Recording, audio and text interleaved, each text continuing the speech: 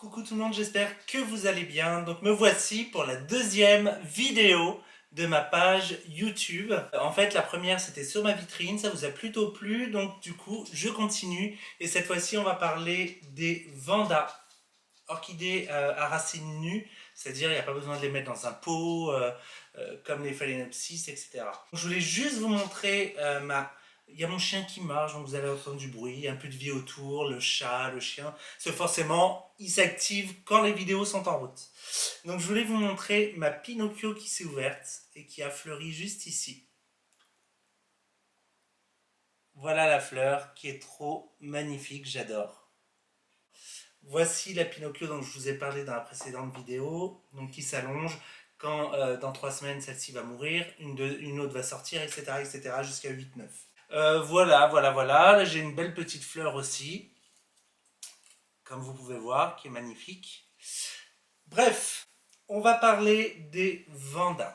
Vanda, on ne dit pas une Vanda, mais un Vanda. C'est plus joli une Vanda, je ne sais pas qui a sorti qu'il fallait l'appeler un Vanda.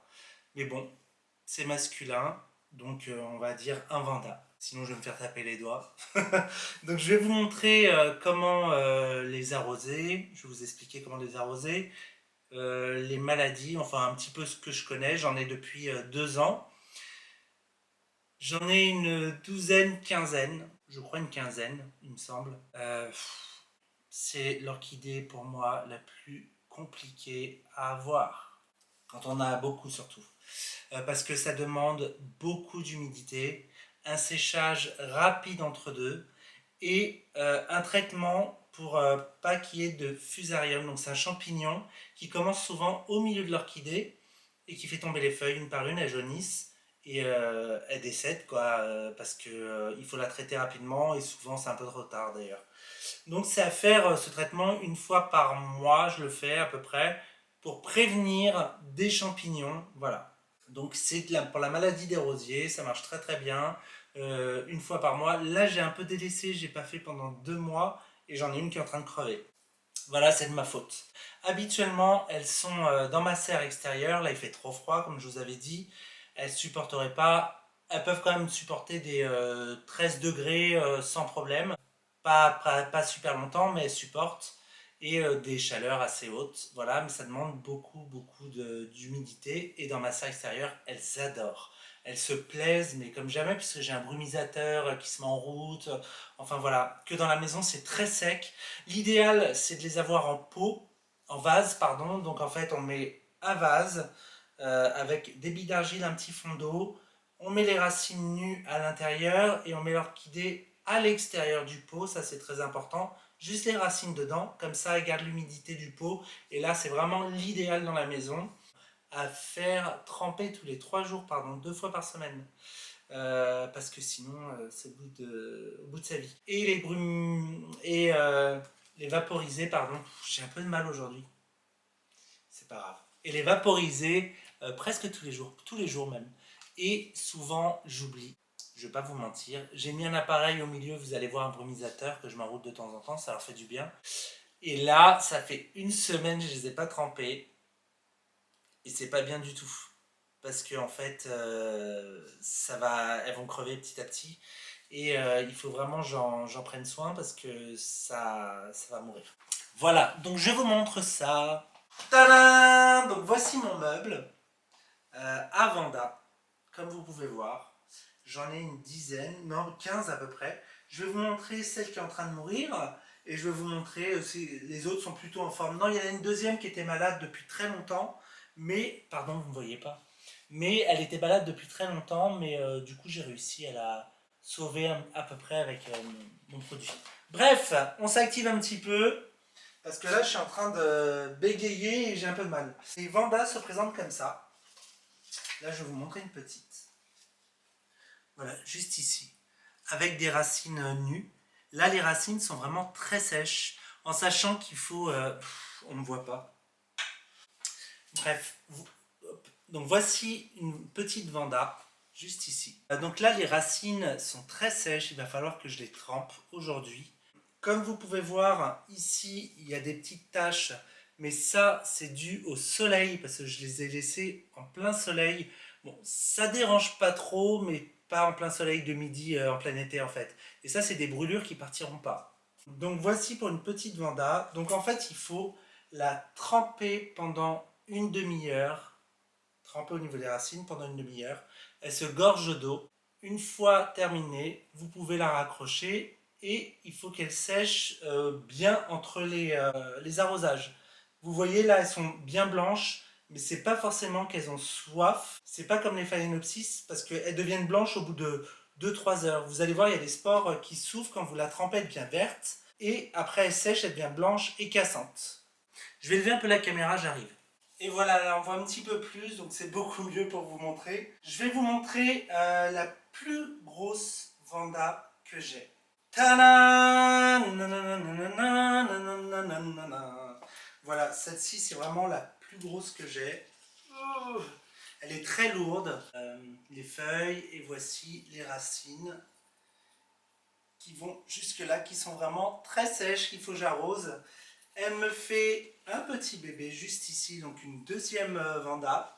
Un deuxième vanda, je vais jamais y arriver de toute façon, on s'en fout. Un deuxième, non on s'en fout pas. Un deuxième vanda. Celle-ci, vous voyez, est jaunie, donc c'est les plus anciennes. Il faut quand même faire attention, donc je vais la traiter aussi parce que je pense que c'est un petit manque d'eau et quand même, parce que je les ai un peu délaissées ces derniers temps, comme je vous ai dit. Elle m'a fait à la maison une hampe florale ici qui est décédée. Donc elle a fini de fleurir, il va falloir que je coupe la hampe juste là. Donc ça c'est vraiment à tremper régulièrement. Faire très attention parce que quand elles sont sèches, ça casse. Voilà. Donc on fait gaffe. Et ma tête, je vais jamais y arriver, la vidéo ça va être n'importe quoi. Mais c'est une blague. Donc souvent elles sont vendues aussi avec des petits pots comme celle-ci. Pour que ça fasse joli, pour que les racines passent à l'intérieur, mais il n'y a aucun intérêt. Voilà, les anciennes feuilles sont jaunes, donc ça, je pourrais les retirer. Et voilà, ça c'est acheté. Il va falloir les retraiter et les nouvelles feuilles sortent d'ici. Vous voyez, il y a des nouvelles feuilles juste là. Je vais vous montrer de plus près. Voilà, là c'est les nouvelles feuilles et les anciennes feuilles en bas qui jaunissent, mais il y a des petites taches noires, donc il faut vite que je la traite aussi. Je vais vous montrer une autre sorte de vanda. Que j'adore. Celle-ci, elle sent le chewing-gum. Juste ici, je ne sais pas si vous voyez bien. Non, vous ne voyez pas bien en fait. Voilà, juste là. Donc on a des racines qui poussent tout au long de la fleur. Pas comme les autres où c'est juste en bas. Là, on a la plante, tout au long de la fleur, tout au long de la plante, ça pousse les racines. Vous voyez, ça monte jusqu'en haut, les nouvelles racines arrivent juste ici, ainsi de suite, ainsi de suite. Et la hampe florale, celle-ci, elle sent le chewing-gum, le bonbon, c'est vraiment génial. Alors pour l'arroser, c'est un peu plus difficile, je trempe juste le pied, les racines en bas, et après celle-ci, je les vaporise. Voilà. Donc ça, c'est une autre sorte de vanda. Au niveau des maladies, il faut vraiment la traiter une fois, comme je vous ai dit, une fois par mois. Et je vais vous montrer celle qui est en train de crever. À ne surtout pas reproduire et à ne pas faire. Celle-ci, elle est vraiment déjà très sèche. Vous avez tout qui tombe. Elle est raide. Alors elle est morte. Vous avez le corps ici qui est mort aussi. Elle m'avait fait une belle fleur en plus il n'y a pas longtemps. Vous voyez, c'est vraiment très jaune et c'est noir à l'intérieur. Donc ça, c'est fichu. Si je tire dessus, je pense que ça part. Voilà. Et ça, c'est le fusarium. Donc, c'est foutu à la poubelle. On ne peut pas la rattraper. C'est très très compliqué à avoir en maison. Sauf si vous avez un vase en verre. Donc là, c'est vraiment l'idéal. Pas de copeaux, etc. Parce que ça aime bien sécher entre chaque arrosage. Ça, c'est important. Et l'été, vous pouvez la sortir en extérieur, à l'ombre. Et la vaporiser tous les jours au vapeau. Je vous montre, vous savez vaporiser quand même. Donc, c'est vraiment les racines comme ça qu'on vaporise et pas la... Alors quand c'est en extérieur, en serre, on peut vaporiser les feuilles, ça pose aucun problème parce que ça sèche très rapidement, il fait chaud dans la serre, très humide, donc ça pose aucun souci. Par contre, en intérieur, si je m'amuse à vaporiser le corps, bah, ça va donner des champignons et la plante va mourir. Voilà, je pense que je vous ai tout dit à peu près, donc arrosage toutes les semaines. ou 2 fois par semaine, vaporisation tous les jours, de l'engrais aussi si vous voulez. Donc on arrose d'abord, donc c'est-à-dire on la trempe d'abord une demi-heure, et après on prépare un autre seau avec de l'eau et de l'engrais, et là on remet un quart d'heure, une demi-heure. Ça demande beaucoup de lumière, ça aime la lumière, mais soleil direct, si on peut éviter, comme toutes les orchidées, c'est l'idéal. J'espère que ça vous aura plu et que on pourra faire une troisième vidéo. On verra, je vais réfléchir de quoi je vais vous parler au niveau des orchidées. Voilà, et je vous dis à bientôt.